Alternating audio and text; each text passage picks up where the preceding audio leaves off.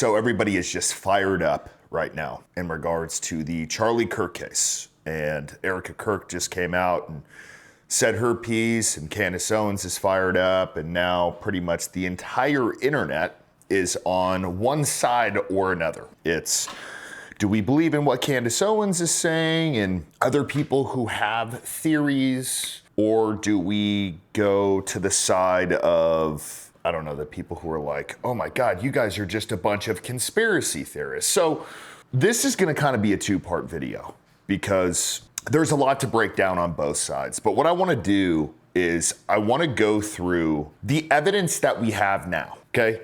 So everybody out there who's like, oh man, it's a conspiracy theory. Like this guy, Jack Posobiec, or however the fuck you say his name, I have no idea. He put out one of the most low IQ, like we're all five, things about Charlie Kirk. And I would just listen and I don't even know why you think this was a good idea, but okay. Tyler Robinson, to me, seems to be the one who did this. And it's very clear. It's very clear that Tyler Robinson is the killer because, again, his parents were the ones that turned him in. It's really as simple as that. You don't have to go any further. You don't have to listen to the FBI. You don't have to listen to government. You don't say, hey, just go listen to his parents. Just go listen to his parents. His parents are the ones who turned him in. That's why I keep saying it over and over and over, because none of the other theories make any sense beyond that point. His parents turned him in. If your parents believed you did something, they would turn you in if they're good people. Now, if they were bad people, they wouldn't turn you in. So just think it through logically. It's really as simple as that. Tyler Robinson. He's serious about this. His parents turned him in, guys. So, you know, that's it. Nothing else matters, okay? Let me just tell you why this is low IQ BS. There were pictures of Tyler out there before he was turned in, or Tyler. Based on the photos that were out there, you cannot tell that this dude is Tyler Robinson. So the official narrative is that his parents saw the photos, contacted him, convinced him to turn himself in, and then a sheriff kind of like, I don't know, mediated the deal. And because of that, that's it. There's no other question. There's no other anything. It's just that's what happened, and we're moving forward. Okay. Then we have Kash Patel, who has accepted the official narrative, and that it's Tyler Robinson shot him with a 30-06. They found the gun in the woods. They have pretty much no surveillance video of him anywhere except for a gas station. And then we get these texts out from him and his furry boyfriend, which are extremely scripted texts, if you ask me. And this is what Kash Patel has to say about those text messages.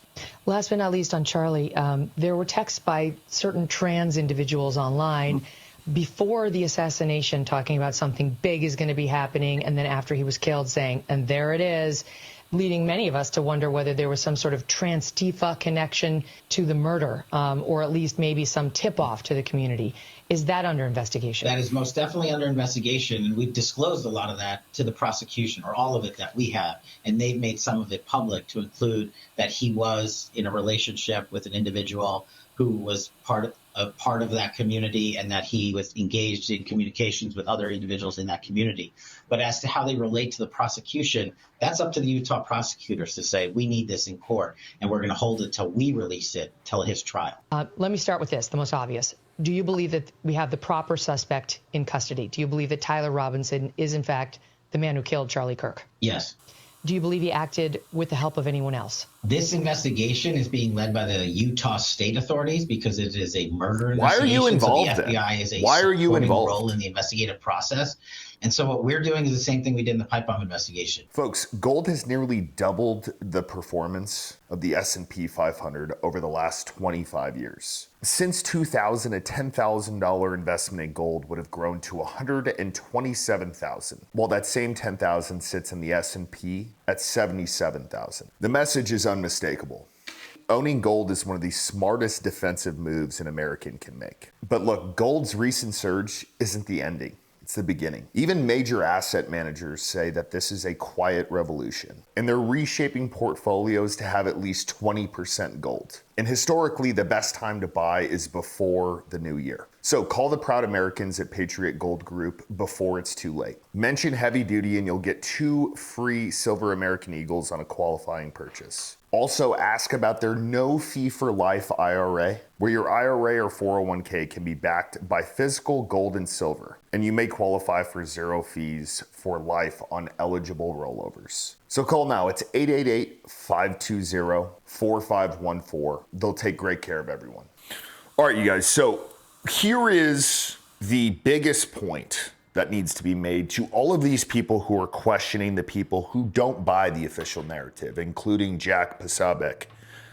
I don't know how to say his name.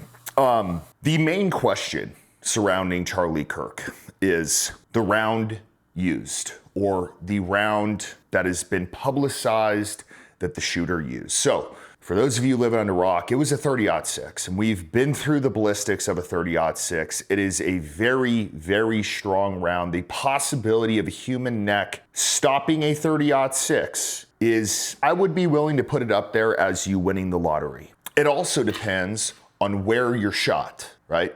So if you're shot on a side of the neck, that becomes pretty much 0. The reason why is because the round is traveling so fast and it is so strong, there's so much mass there that it's literally impossible. So we have a couple of clips here that I want to show. So this is somebody who shot at 100 yards, 10 degrees downsloping, 10 degrees off axis. Aimed for and struck the bone, which is pork femur. So a lot tougher than a human cervical vertebra, which is not very strong. It's our neck. So we got to be able to move it around. It's not like a femur. That is just a solid piece. You got discs in there, you got cartilage, you got water. It was Hornady Custom Light Reduced Recoil with a 125 grain ballistic tip hollow point. Remember, this is a hollow point. So if the shooter used a full metal jacket, that's even worse. This is a hollow point designed to stop. The result, straight through, shattering the bone and spraying all of the pork product rearward.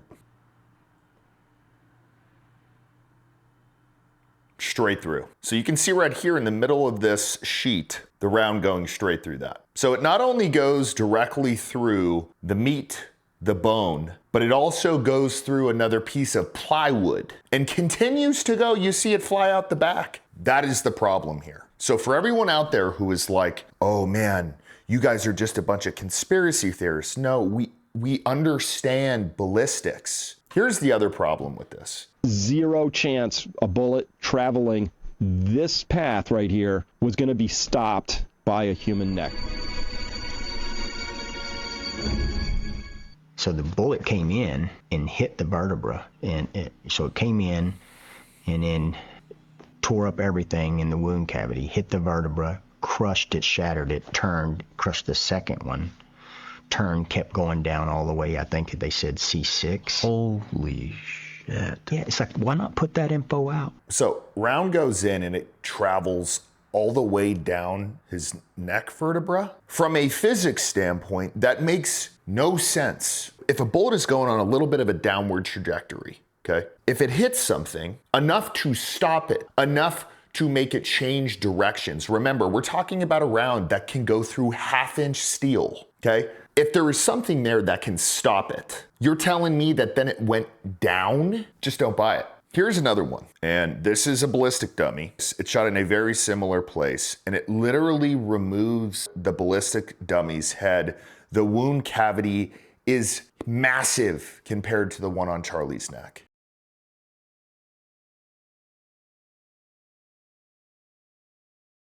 We definitely penetrated our water jugs, and I don't think this is going to help to stop the conspiracy theories. His head fell off.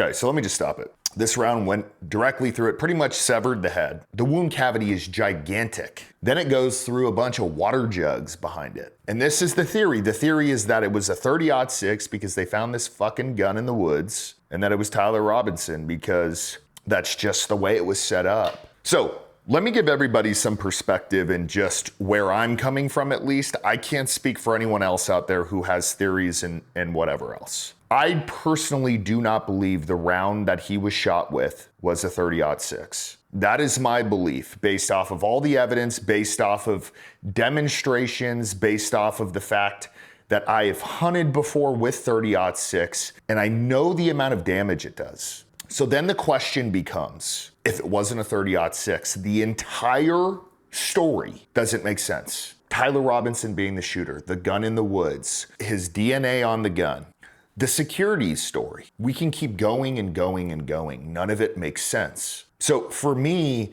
it's not this big old grand, like maybe Israel did it or whatever. We don't know. What I can say is, why isn't there more information about the round used, the gun used? Everybody's just accepted it. Like, we don't understand ballistics.